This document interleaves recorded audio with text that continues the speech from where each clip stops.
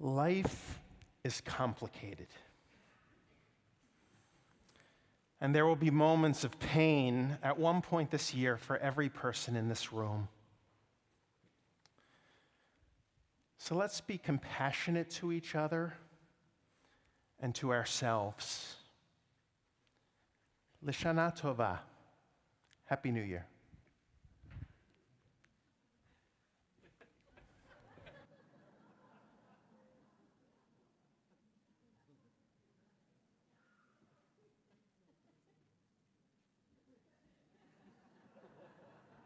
I'm going to make them work a little harder than that.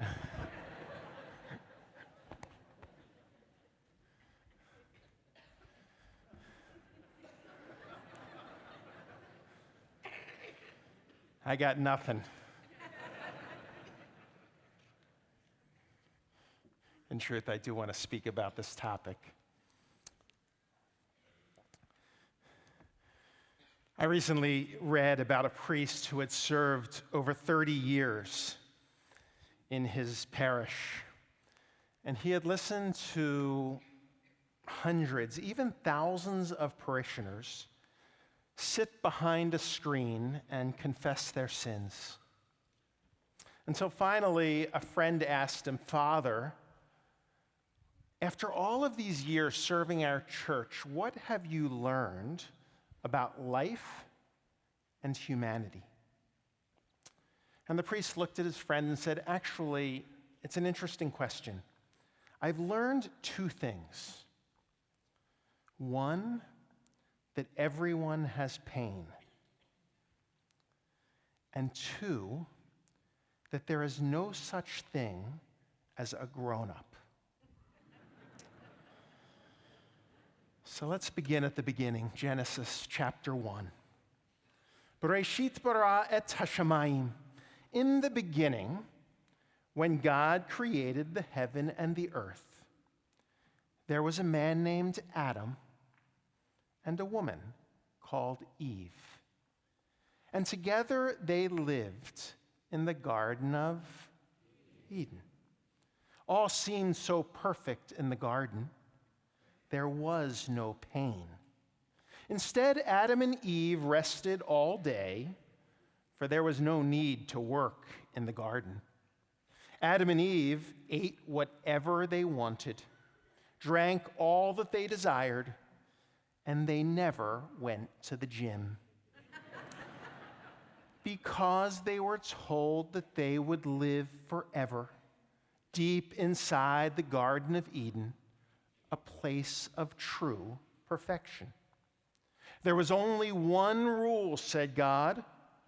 Of every tree of the Garden of Eden, you are free to eat except for one, the tree of knowledge of good and evil. You must not eat of it, said God. But they did. Vayomer Elohim, God said, Eve, for eating from the tree of knowledge, you will now experience pain in labor. And Adam, you will now have to work for a living. And Adam and Eve, perhaps the most painful thing of all, you will no longer live forever.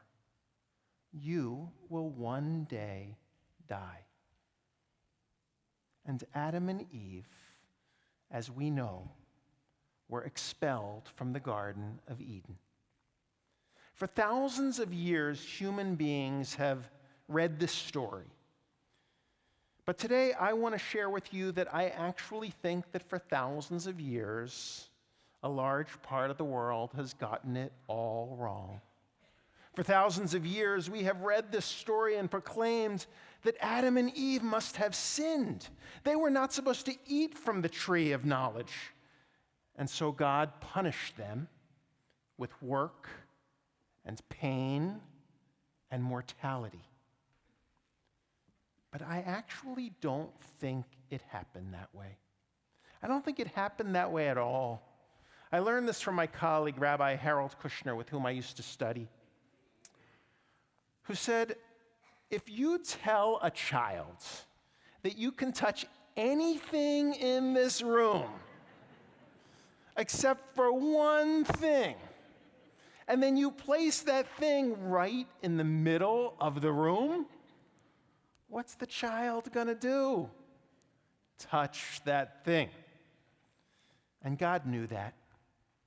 And that's why God placed that tree of knowledge right in the middle of the garden.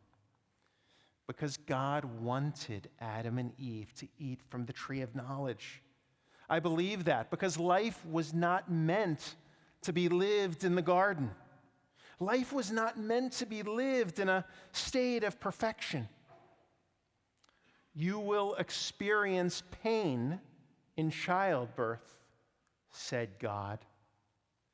Meaning, many of your greatest pains will come in the context of family. You will have more expectations of your family and more frustrations, more struggles and more issues. And sometimes you'll ask yourself, have I been there, or have they been there for me? And sometimes you'll ask yourself, have I been there for them?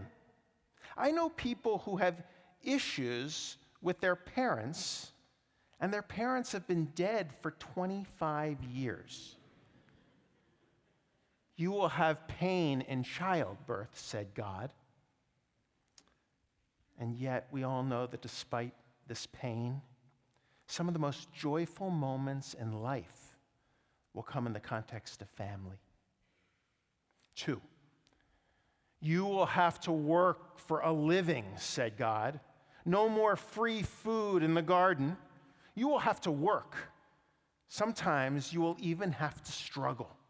And sometimes you will ask, how much time shall I spend at work?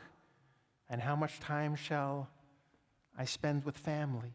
Sometimes you will struggle with the questions, how much time should I spend with friends or on community service or self-care? And not only that, you'll have to prepare for work, maybe even go to college, maybe even write college applications. Some of you will have to commute, some of you will have to travel, and some of you will even spend time asking, is this even what I really want to do with my life in the first place? In work, you will struggle, said God. And yet we all know that some of the most meaningful moments in life will come in the context of work. In fact, I know some people who even find it difficult to retire. 3, you will no longer live forever, said God.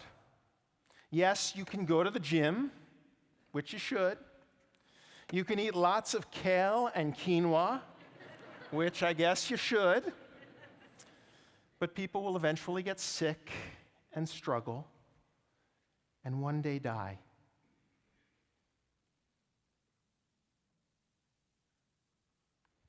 And this, my friends, will be the greatest pain of all. When those whom we love are sick or suffering, we will cry. We will cry like children. There are no grown-ups in the world, said the priest. Sometimes I think that's why the Torah calls us B'nai Yisrael. B'nai Yisrael, it's not the people of Israel or the nation of Israel or the community of Israel. More often than not, it's B'nai Yisrael, meaning the children of Israel.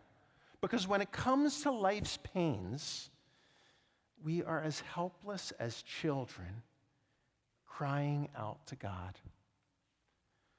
Avinu Malkeinu, our Father, our Mother, our Parent, our King. Help us, save us, remove our pain. And God says, I can't. It wasn't supposed to be that way. I can't remove your pain. Life was not meant to be perfect. Life wasn't meant to be lived in the garden. But I will be with you on your journey. For pain is a part of life. It is the result of loving. It is the result of living a life of meaning. And sometimes I think in modernity, we've gotten it all wrong. I see it in our congregation as I witness members, people chasing after perfection, fleeing all pain, thinking that we're supposed to live in the Garden of Eden, seeking a sense of nirvana with drugs or alcohol or opioids or more often work.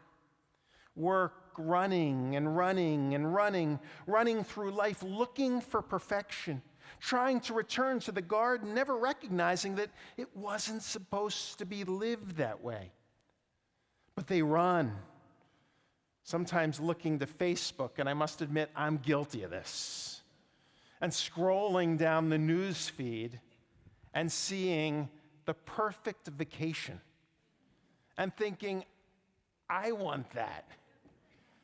Or seeing the perfect meal or the perfect drink or the perfect body or the perfect friendship or the perfect marriage and thinking, that's what I want. That's what life's supposed to be, not recognizing that life's a lot more complicated than a picture posted on a computer screen. And when we think that life should be perfect, we will only be greeted with disappointment or anxiety, or worse yet, shame. The belief that pain in life is the result of God's punishment, just like the expulsion from the Garden of Eden. The notion that because of our sin, we've been punished, when instead God never intended it to be that way. That's why I think that our Torah tells us that when we offer the sacrifices, it says in the Torah, sacrifice a red heifer that is unblemished and pure. It's as if God is saying, send the perfect up to me. That is not what is meant for the world. The world is not meant for perfection. And I must tell you today, after 25 years in the rabbinate, what I have noticed is I've gathered with families preparing for a funeral and examines the complexity of a person's life. What I've noticed is that the happiest people are not the ones who were handed everything or led seemingly perfect lives. The happiest people are actually the ones who take on life's heaviest burdens and meet them with love and compassion.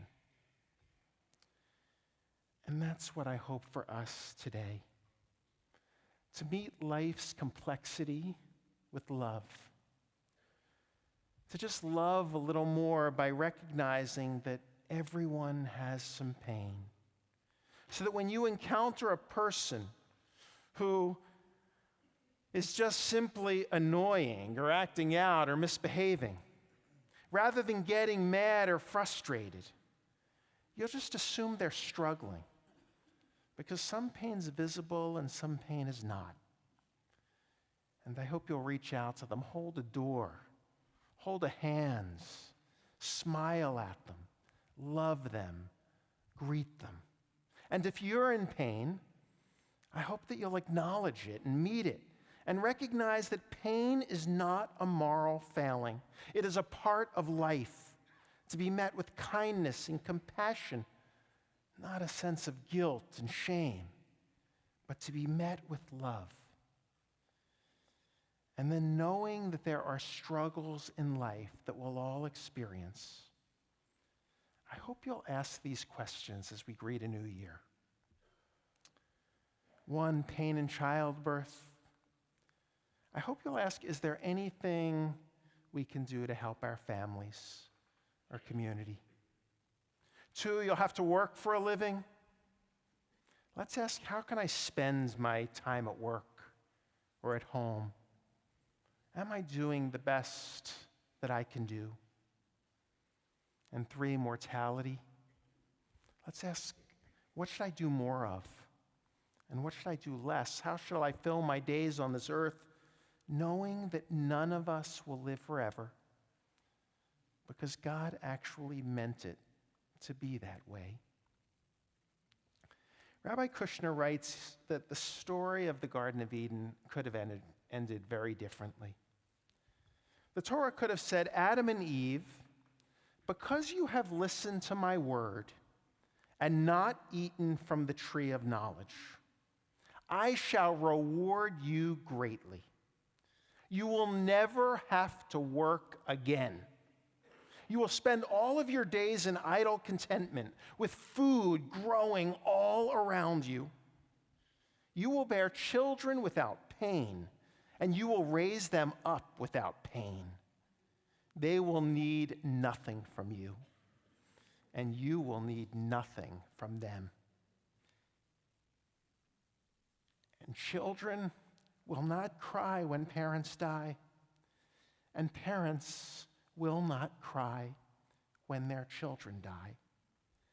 And for the rest of your lives, you will have full bellies and contented smiles. You will never cry and never laugh. You will never long for something you don't have, and you will never receive something you have always wanted.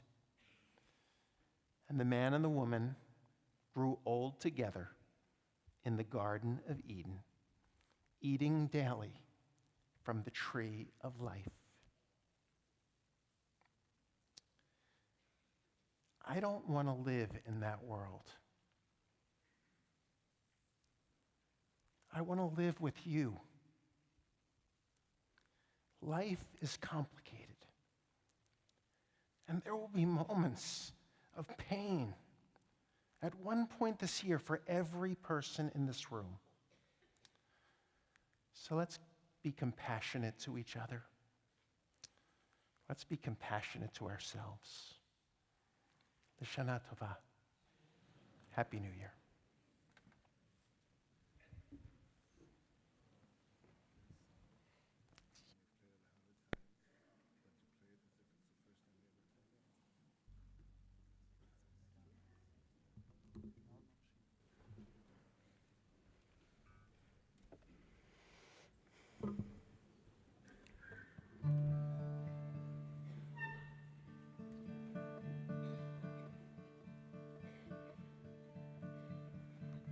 Min HaMeitzar,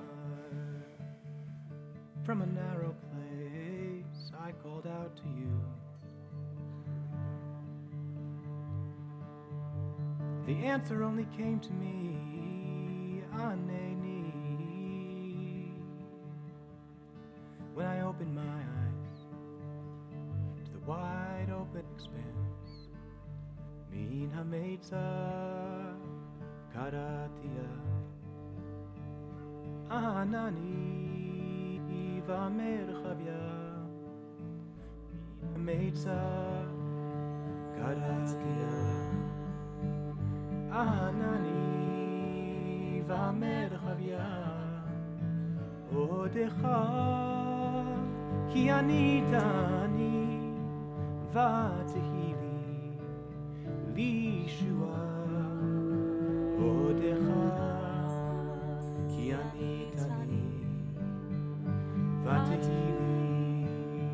Vatehili, Lishua.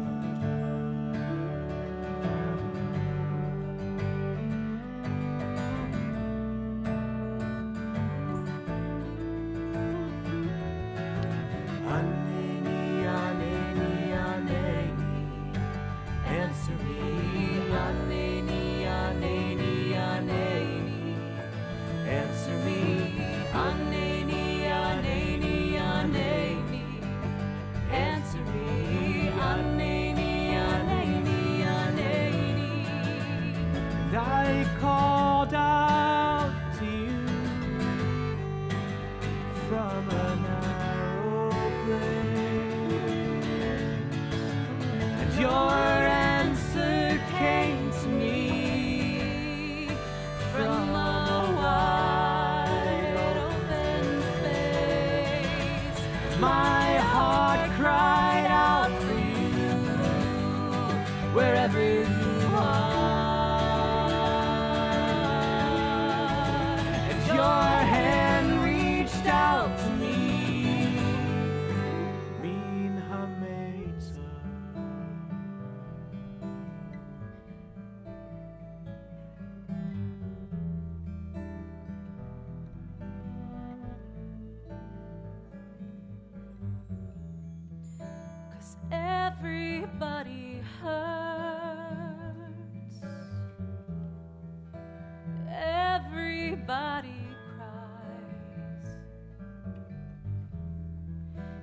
Yes, everybody hurts sometimes.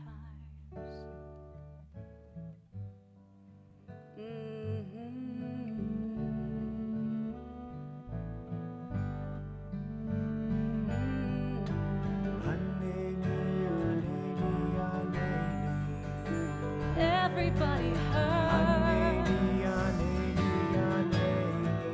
Take comfort in your everybody hurts.